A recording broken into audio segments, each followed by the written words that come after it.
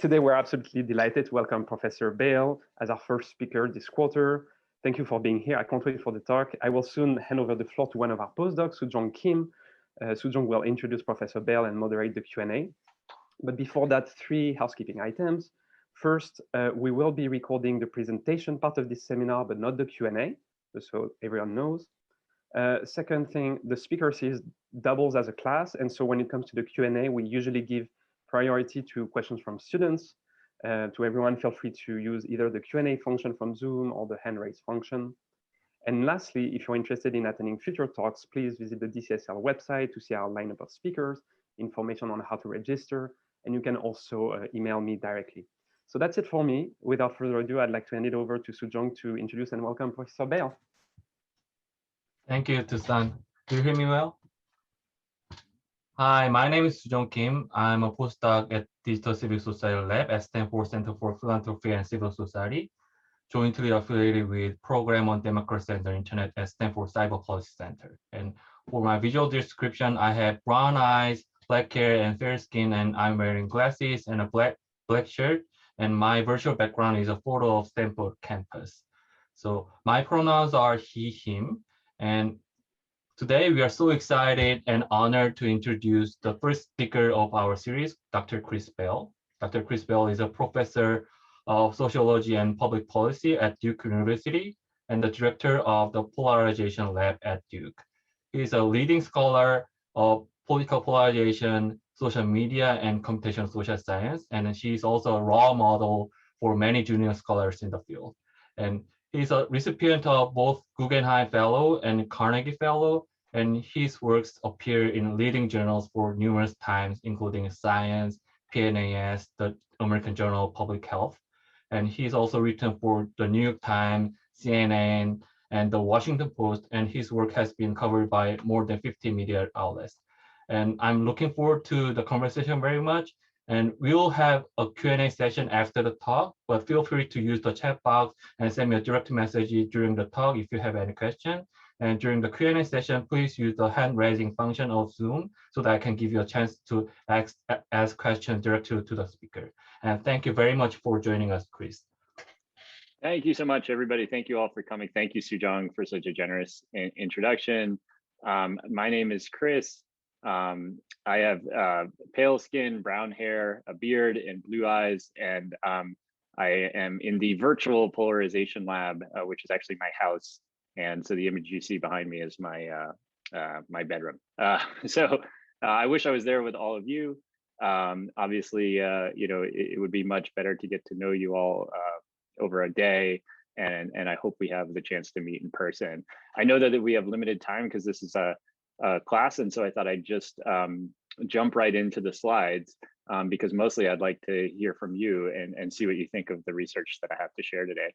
Before I get started, I want to note that in the chat, there is a link to the interactive presentation that I'll be presenting. And you may want to open it because I'll be demoing some apps and bots and other tools that you can actually interact with during the presentation when I get too boring. No, I'm just kidding.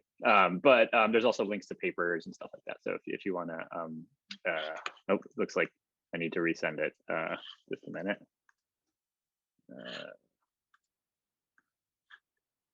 There, did that work? Great, okay.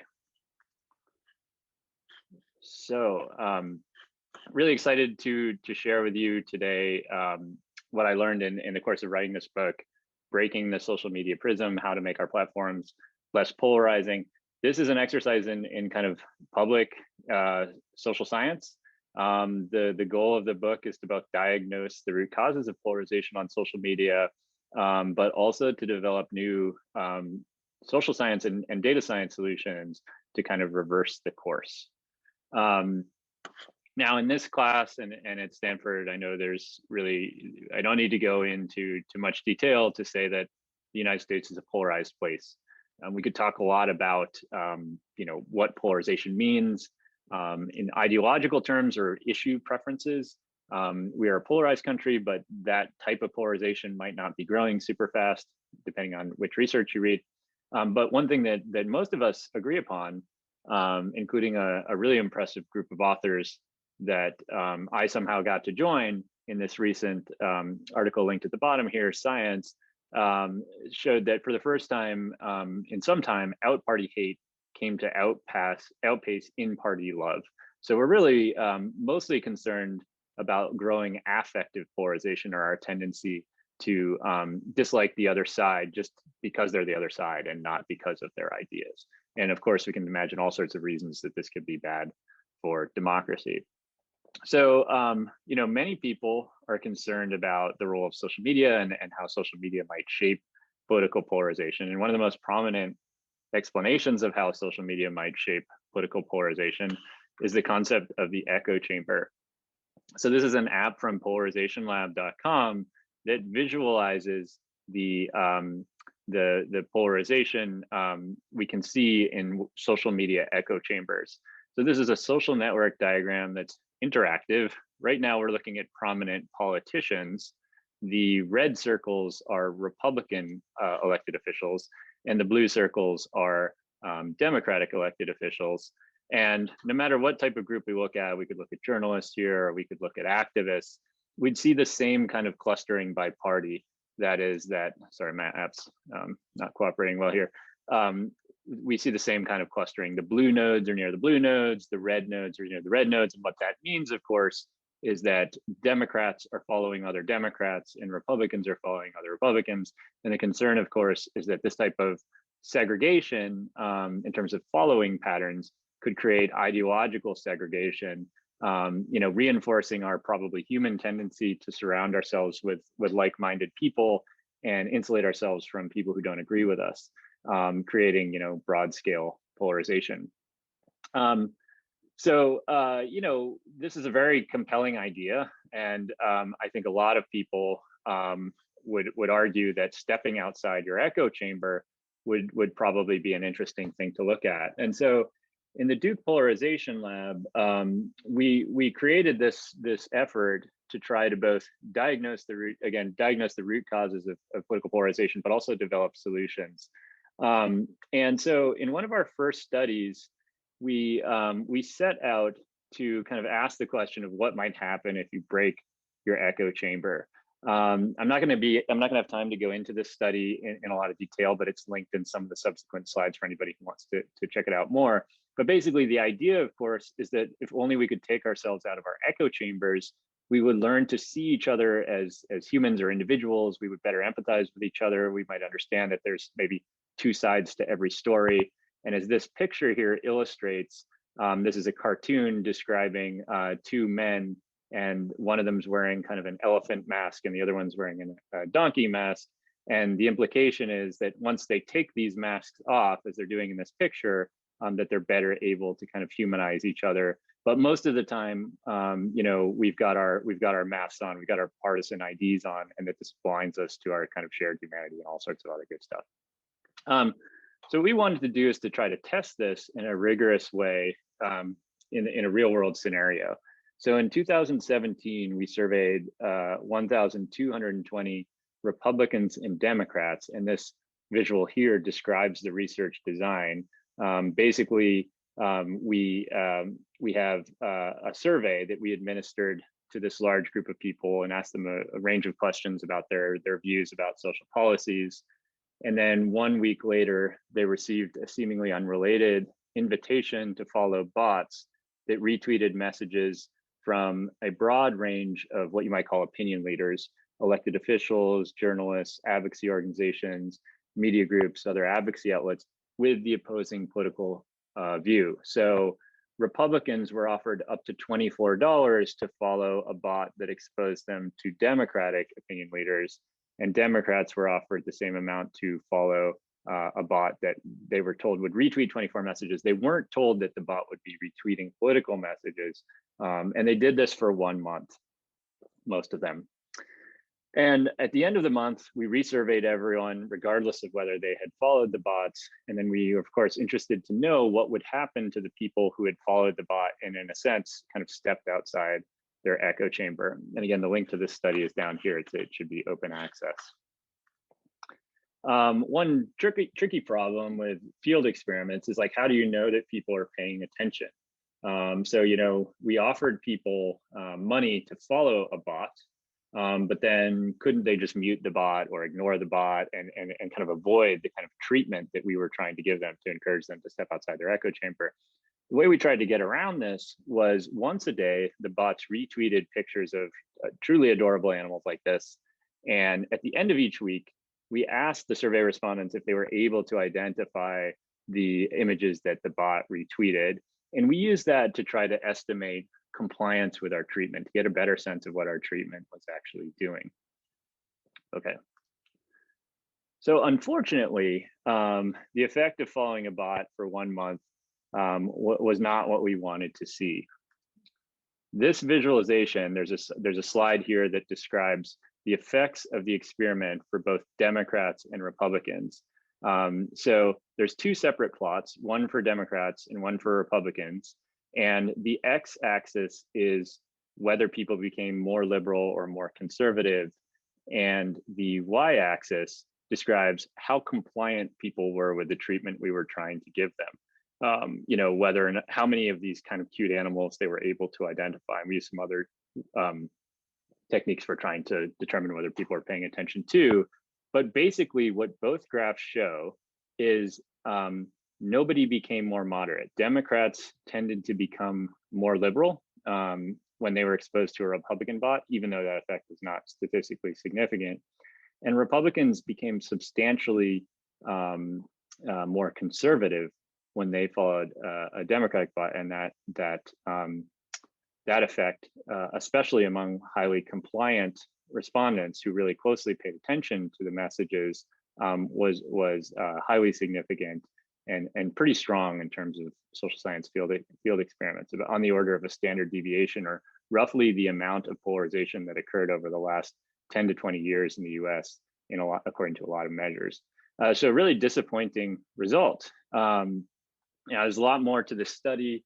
We could talk a lot in the Q&A about how we designed the bots, how we use social network analysis to infer the ideology of people, how we linked survey data to social media data, various logistical and ethical issues that arise in using bot-based research. I could talk a lot about attrition, causal interference, all sorts of methodsy stuff. Could talk about text analysis and all the fun things you can do with this type of data, especially with dynamic network data that we were collecting every day in the context of a field experiment. But the book discusses some of this, but ultimately the real value of the book, and the thing I haven't shared much publicly and I'd love to talk more about today, is really getting to the question of why this happened. It wasn't wholly unexpected. I think a lot of us, it's an interesting thought exercise. Think of the last time that you encountered a message that was inconsistent with your political views. Did it make you moderate them, or did it make you angry? I think a lot of us have had the experience of feeling angry about the other side, and very few of us probably have had the experience of feeling moderate. So kind of like, why did that happen? Why didn't people engage with the kind of moderate content from the other sides, some of which we showed them? So to figure out the answer to this question, this next slide just says why. Why did this happen? We reconducted our experiment, but this time we did a qualitative mixed method field experiment. We interviewed people for several hours, and then a week later, once again, invited them to follow a bot that would expose them to opposing views. And then after 1 to 3 months, we re-interviewed them. And we were able, through comparing changes in the way that they answered questions about a series of political questions, and also questions about their attitudes towards the other party, some insight about why this happens. And a lot of the book is kind of powered by the narratives of the people that participated in this experiment. And so obviously I can't talk about all of them. There were roughly 80 of them, but I'll kind of pull out some of the people, individual cases that exemplify the trends that we saw in the experiment. The first is a woman who I'll call Patty, and Patty is a woman in her early 60s who lives in upstate New York in a rural area, and she's had a bit of a tough life. Her husband and her owned a farm. She had to retire somewhat suddenly because of a medical condition and a healthcare crisis. They didn't have insurance. Her area is really a story of a lot of, rural US, industry left, and people were without jobs. And, when we met her, Patty was kind of nominally a Democrat. She kind of, if you asked her to choose, she didn't like to choose. If you say you're a Republican or Democrat, she'd say, I don't like either party. But if you said, well, when you vote, and she said, well, I don't always vote. Then you say, well, really, if you had to pick one, she would, kind of painfully admit that she was more on the Democratic side of things. So, she really didn't like Fox News. She thought it had an agenda, but she also really didn't like CNN. And the interesting thing about Patty is that she also had some views that were out of line with the Democrats. So for example, she was really worried about immigration. She worried that immigrants were taking Americans' jobs. She really, really worried that immigrants threatened cultural values of the US. She was concerned about government overreach in taxing and economic regulation. And in other words, she was precisely the type of person for whom I thought like a Trump-style populism might appeal, a kind of tear the whole system down and rebuild it, especially around, lifting up people who had been left behind, like Patty. So when we began to expose Patty to an increasingly steady stream of messages from the other side, I was really curious to see what happened. She seemed like exactly the type of outlier case that might have, maybe if anybody was going to change their mind, it might have been this woman, Patty. And so as we started to expose her to information, it was really, really interesting. Someone who had never really cared much for politics, all of a sudden began messaging and espousing increasingly liberal views. She, for example, began to post about climate change, even though she really didn't seem to care much about climate change when we first met her. She began to extol the benefits of government regulation of the economy, which was doubly surprising because she had been kind of skeptical of government intervention in the economy. And, I'm not saying we turned her, into like a flag waving defender of sanctuary cities. The bot certainly did not do that. But it did seem to activate her liberal identity. And really what we began to discover is, in the course of this research and this experiment, that, we all want social media to be a competition of ideas where we debate and kind of rational, the best ideas might emerge. But really it's more like a competition of our identities. And in order to explain why this counterintuitive effect happens, we have to actually ask a more fundamental question, which is why on earth do we use social media? Why do so many people continue to tweet vitriol at each other kind of out into the ether when nobody really seems to be changing their minds?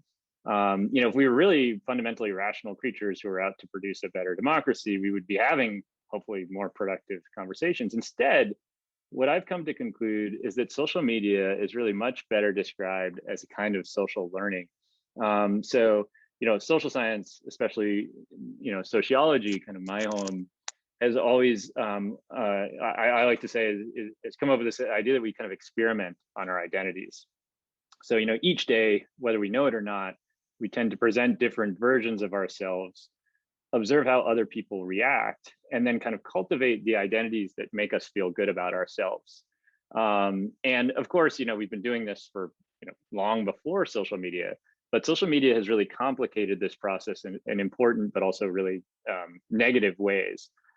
So for example, we have unprecedented flexibility to present different versions of ourselves. We can emphasize certain parts of our identity, and downplay others. We also have powerful new tools to monitor our social environment and how other people are reacting to us, things like follower counts and like buttons and so on. And the combination of these two things, unfortunately, I think has created what I like to call a social media prism. So basically, instead of reflecting reality back to us, social media encourages status-seeking extremists who use social media really to gain a sense of status that they lack in their offline lives, and then mutes moderates who seem kind of all but invisible. And so I think we really need to think, if I had to single out like one of the most important drivers of political polarization on social media, I think it's the mismatch between what we do online and off. And so this video here gives kind of a little example of that. Out of all Twitter users, prolific tweeters, people who tweet about politics, make up just about 6% of all tweeters. But this group generates 20% of all tweets and 73% of all tweets mentioning national politics. And so the result is that, these extremists come to represent their side in the eyes of many people. Most moderates aren't tweeting at all. And the effect is that, when we encounter someone from the other side, it tends to be someone who's disproportionately extreme. And the problem with all this, I think, is that it leaves us with a sense of false polarization. We tend to focus on and confuse the extreme parts of the ideological continuum with moderates, leaving all of us feeling kind of much more polarized than we really are. So, a key challenge here is to try to think about ways to kind of correct the course. Now, I only have 10 minutes left, so I could go into talking a lot more about extremism and tell you about how online-offline dynamics can transform trolls from Dr. Jekyll into Mr. Hyde. I have a story about that I could tell if anyone's interested. But I also have stories about why moderates are repulsed by social media and tend to disengage from social media, creating this social media prism-like effect. So we can come back to the qualitative data if folks are interested. But I know that your lab and your group is really concerned in large part with technology and solutions. So I'd like to turn there with I think I have about 10 minutes left. Is that right, Toussaint and Sujong? Okay, great. Yeah, you have a good 10 minutes. Okay, great. Okay. So, on the one hand, it's really disturbing that we social media users and our human instincts might be driving the problem. I'd love to tell you we can just flip a switch in Facebook and really change everything. But I've become convinced after scrutinizing a lot of the popular explanations, not just the echo chamber, but also, for example, foreign misinformation campaigns or the idea that algorithms are radicalizing us. I think there's very little support or evidence for these ideas. And the implication and the upshot is that we social media users, we have a supply side problem. We're creating the polarization. So that's the bad news. The good news is that we social media users therefore have some power to change what's going on. And so one of the unique parts about our effort, I think, is that we are trying to create new technology to help people do that. The tools on polarizationlabhere.com, for example, allow you to learn how to identify extremists. We have a research-based tool that looks at characteristics of extremists who we've tracked for many years on Twitter, and machine learning models that generate probabilities that words and language are attached to kind of extremist messages. And so these tools will help you identify extremists, that 6% of tweeters that are producing most of the tweets, and really ask whether they're worth engaging. So we can learn to see how the social media prism kind of refracts the most extreme parts of the continuum. The second set of tools, though, actually ask people to look at themselves and become more reflective social media users. So this tool, for example, allows you to input your Twitter handle and obtain an ideology score based on the content of your tweets. So the way this works is that it trains on survey data and Twitter data that we collect from our linked panel, and then trains a machine learning model to generate these predictions. Then we have tools that allow you to look at your views offline, your main views, and ask the question, is the person that you want to be the person who other people are seeing on social media? In other words, learn how to understand how the social media prism is refracting you towards other people. So the first kind of bottom-up solutions I propose in the book is to learn how to see the social media prism. But we also need to do more than just see it. We need to break the social media prism. There's the title. The way we're going to do that, I think, is to create incentives for moderation and to learn how to step outside our echo chamber in a more productive manner. And so another tool I'm really excited about is our social media bipartisanship leaderboard. So this tool tracks a lot of the prominent opinion leaders, elected officials, journalists, advocacy groups, even celebrities. And we look for the ratio of Republicans to Democrats who are liking their content, and then uprank those whose messages are appealing across political divides. And so this tool, which you can check out in the links in the slide here or on polarizationlab.com, you can check out some of the people who are resonating. But of course, awareness is one thing. We want to try to, I think, make all these things into habit, because otherwise they aren't going to create scalable bottom-up change.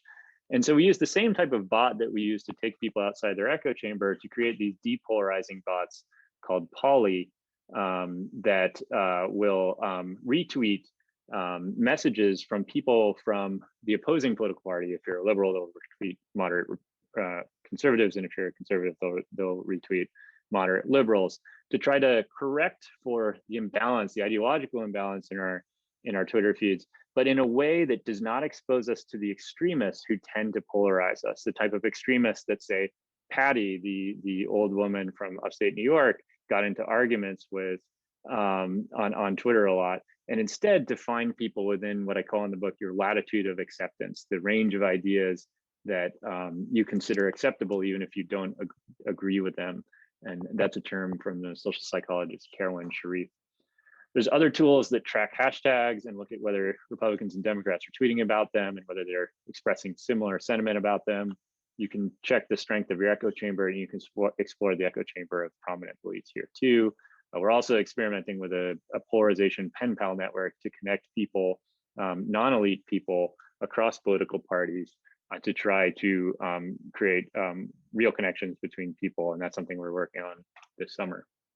So those are kind of bottom-up solutions. I don't think these alone are gonna, counter the massive problem that we face. I don't want to sound too naive. I think we certainly, in addition to bottom-up solutions, we also need top-down solutions. And sorry, I forgot to describe what's on the slides here. So the slides are describing polarizationlab.com, and they're short little video demos of each of the tools that we use online, that we offer online. They are, again, the tools designed to help you see the social media prism, one called the Trollometer, another one that says, what do your posts say about your politics? How do your political views compare to others? The social media bipartisanship leaderboard, depolarizing bots. These are the names of the apps again. Where is there room for compromise? Are you in an echo chamber? And explore the echo chamber. And the polarization pen pal network is the last one that I mentioned there. Okay, so we need bottom-up solutions, but we also, to create durable change, we also need to think about the top down. And this is one of the big challenges right now, especially for us researchers.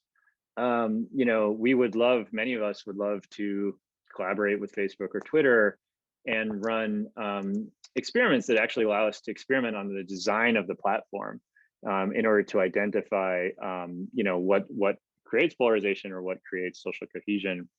But in the wake of Cambridge Analytica and many other, controversies involving academic collaborations with Facebook and other large social media platforms, such research is really untenable. I think a lot of it is done inside social media companies, but we don't really hear about it.